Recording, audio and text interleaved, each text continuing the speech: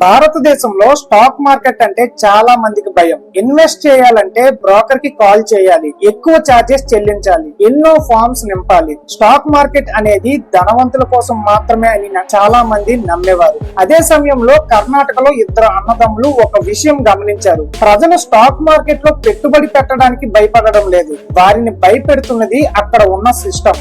Investing చేయడం చాలా కష్టంగా మారింది. అప్పుడు వారి మనసులో ఒక ప్రశ్న వచ్చింది, స్టాక్ మార్కెట్ ను సాధారణ ప్రజలకు సులభం చేయలేమా? ఆ ప్రశ్న విన్న చాలా మంది నవ్వారు. ఎందుకంటే అప్పటికే పెద్ద బ్రోకరేజ్ కంపెనీస్ మార్కెట్ ను పూర్తిగా నియంత్రిస్తున్నాయి. అలాంటి సమయంలో ఇద్దరు సాధారణ యువకులు వచ్చి ఈ రంగాన్ని మార్చేస్తామని చెప్పడం ఎవ్వరికీ నమ్మశక్యంగా అనిపించలేదు. కానీ వారు ఆగలేదు. ఈ రోజు వారి కంపెనీ జీరోదా భారతదేశంలో అతి పెద్ద రిటైల్ స్టాక్ బ్రోకర్ గా నిలిచింది. కోట్లాది మంది ఇన్వెస్టర్స్ ఉపయోగించే ప్లాట్ఫామ్ గా మారింది. ఈ కథ స్టాక్ మార్కెట్ గురించి కాదు, ఒక సమస్య గురించి, దాని పరిష్కారం చూపి మొత్తం ఇండస్ట్రీని మార్చిన ఇద్దరు అన్నదమ్ముల గురించి. నితిన్ కామత్ చిన్నప్పటి నుంచే బిజినెస్ మైండ్ సెట్ కలిగిన వ్యక్తి. అతనికి స్టాక్ మార్కెట్ అంటే చాలా ఆసక్తి. చిన్న వయసులోనే ట్రేడింగ్ ప్రారంభించాడు. కానీ ట్రేడింగ్ చేస్తూ ఒక పెద్ద సమస్యను గమనించాడు. ప్రాఫిట్ వచ్చిన బ్రోకరేజ్ చార్జెస్ వల్ల ఆ లాభంలో పెద్ద భాగం పోతుంది. చిన్న ఇన్వెస్టర్స్ పరిస్థితి ఇంకా కష్టంగా ఉంది. ఎక్కువ చార్జెస్, ఎక్కువ రూల్స్, ఎక్కువ కాంప్లెక్సిటీ. చాలా మంది స్టాక్ మార్కెట్ లోకి రావాలనుకున్నా ఈ ప్రాసెస్ చూసి వెనక్కి వెళ్లిపోయేవారు. నితిన్ కి అప్పుడు ఒక విషయం అర్థమైంది.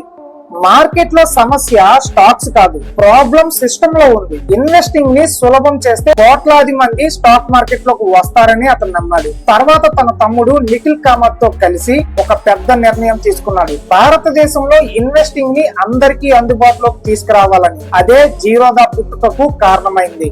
పురాణాల్లో భగీరథుడి కథ గుర్తుందా? తన పూర్వీకుల మోక్షం కలిగించాలనే లక్ష్యంతో గంగను భూమిపైకి తీసుకురావాలని నిర్ణయించుకున్నాడు. అది అసాధ్యమైన పని.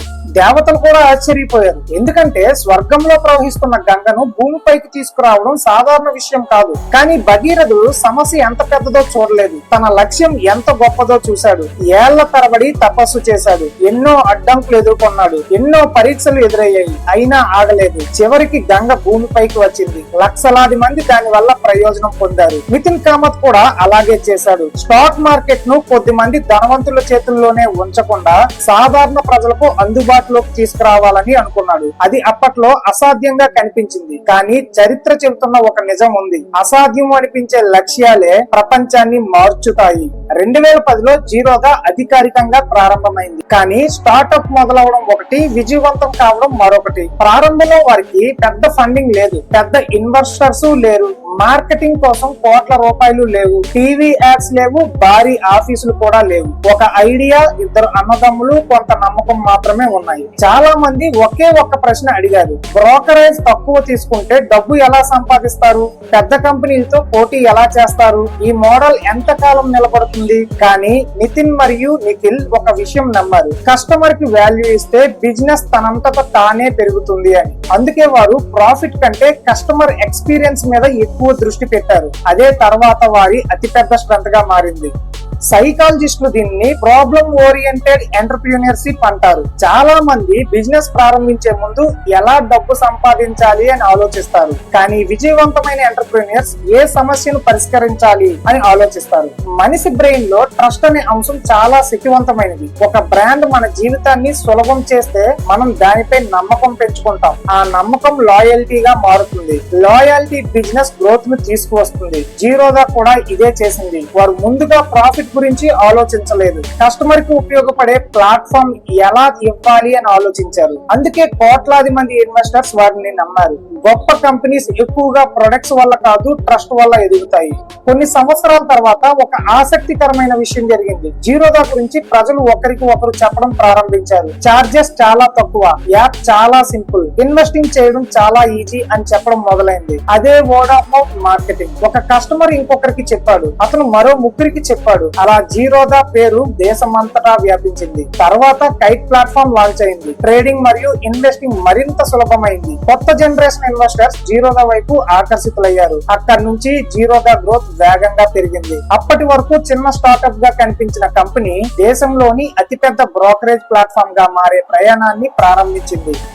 కొన్ని సంవత్సరాల్లోనే జీరోదా భారతదేశంలో అతిపెద్ద రిటైల్ స్టాక్ బ్రోకర్ గా మారింది. కోట్లాది కస్టమర్స్, లక్షల కోట్ల రూపాయల ఇన్వెస్ట్మెంట్స్, లక్షలాది యాక్టివ్ ట్రేడర్స్. అత్యంత ఆశ్చర్యకరమైన విషయం ఏంటంటే చాలా స్టార్ట్అప్స్ లాగా జీరోదా భారీ ఫండింగ్ తీసుకోలేదు, వెంచర్ క్యాపిటల్ డబ్బు మీద ఆధారపడలేదు. అయినప్పటికీ భారతదేశంలో అత్యంత విజయవంతమైన ఫిన్టెక్ కంపెనీస్ లో ఒకటిగా ఎదిగింది. నితిన్ కామత్ భారతదేశంలోని అత్యంత విజయవంతమైన ఎంటర్‌ప్రెన్యూర్స్ జాబితాలో చేరాడు. ఒకప్పుడు ఇండస్ట్రీ ఎక్స్పర్ట్స్ తిరస్కరించిన ఐడియా ఇప్పుడు మొత్తం ఇండస్ట్రీకి బెంచ్ మార్క్ గా మారింది. భగీరథుడు గంగను భూమిపైకి తీసుకురావడం అసాధ్యం అని భావించి ఉంటే ఈ రోజు మనం అతన్ని గుర్తు చేసుకునే వాళ్ళం కాదు. నితిన్ కామత్ స్టాక్ మార్కెట్ రంగంలో ఇప్పటికే పెద్ద కంపెనీలు ఉన్నాయి అని భయపడి ఉంటే జీరోదా పుట్టేది కాదు. మన జీవితంలో కూడా అవకాశాలు చాలా సార్లు సమస్యల రూపంలో వస్తాయి. చాలా మంది సమస్యను చూసి వెనక్కి వెళ్తారు, విజేతలు అదే సమస్యలో అవకాశం చూస్తారు. ఒక విషయం గుర్తుంచుకోండి, ప్రపంచాన్ని మార్చిన ప్రతి బిజినెస్ ఒక సమస్యతో ప్రారంభమైంది. మీరు ఈ రోజు ఎదుర్కొంటున్న సమస్య రేపటి మీ బిజినెస్ ఐడియా కావచ్చు. జీరోదా కథ ఒక బ్రోకరేజ్ కంపెనీ కథ కాదు, అది ఒక విజన్ కథ. ఇన్వెస్టింగ్ ను సాధారణ ప్రజలకు అందుబాటులోకి తీసుకురావాలనే ఆలోచన కథ. ప్రపంచంలో గొప్ప కంపెనీలు ఎప్పుడు భారీ డబ్బుతో ప్రారంభం కావు, ఒక ప్రశ్నతో ప్రారంభం అవుతాయి. దీన్ని ఇంకా సులభంగా చేయలేమా అనే ప్రశ్నతో ప్రారంభం అవుతాయి. నితిన్ మరియు నిఖిల్ కామత్ అదే ప్రశ్న అడిగారు. ఆ ప్రశ్నే భారతదేశపు ఇన్వెస్టింగ్ కల్చర్ ను మార్చింది. నా ప్రశ్న ఏంటి అంటే, మీ జీవితంలో మీరు గమనించిన సమస్య ఏది? ఎందుకంటే రేపటి మీ విజయం ఈ రోజు మీరు పట్టించుకొని ఒక చిన్న సమస్యలో దాగి ఉండవచ్చు. ఈ వీడియో నచ్చిందా? నచ్చితే ఒక లైక్ చేయండి. ఇప్పటి వరకు ఛానల్ ని సబ్స్క్రైబ్ చేయకపోతే సబ్స్క్రైబ్ చేసి మీ ఫ్రెండ్స్ అండ్ ఫ్యామిలీకి ఈ వీడియోని షేర్ చేయండి. మరొక మంచి కంటెంట్ తో మళ్ళీ కలుద్దాం.